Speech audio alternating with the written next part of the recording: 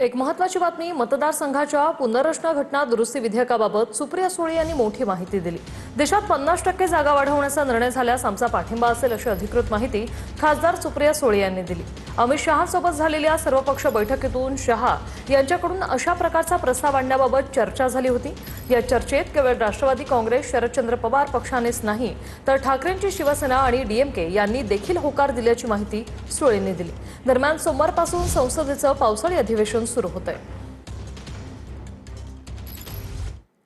आम्ही डिलिमिटेशन विधेयकाला पाठिंबा देणार हे चुकीचं असल्याचं ठाकरेंचे शिवसेनेचे खासदार संजय राऊत म्हणाले। तर सुप्रिया सुळे आज दुपारी 12 वाजता पत्रकार परिषद घेणार असंही राऊतांनी सांगितलंय। माझा आता सुप्रियाताई सुळे यांच्याशी सविस्तर चर्चा झाली। आता इथे येतानाच मी बोलत होतो आणि त्यांनाही आश्चर्य वाटतंय आणि त्या आता 12 वाजता या सगळ्या विषयावर प्रेसशी बोलतील। बघा, हे जे बिल आहे हे बिल या अधिवेशनात येणार की नाही याच्याविषयी अद्याप काही ठरलेलं नाही।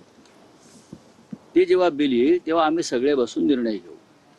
मागच्या अधिवेशनामध्ये सरकारशी या संदर्भात चर्चा झाली होती, हे बिल कशा प्रकारे विधेयक असायला पाहिजे आणि सामुदायिक निर्णय घेतला जाईल जो काय घ्यायचा आहे तो। पण आज ज्या तुम्ही बातम्या देत आहात की पक्ष फोडले जातील आणि मग आमदार खासदार फोडून ते त्यांचं बहुमत दाखवलं जाईल 2/3 वगैरे, यात काही तथ्य नाहीये।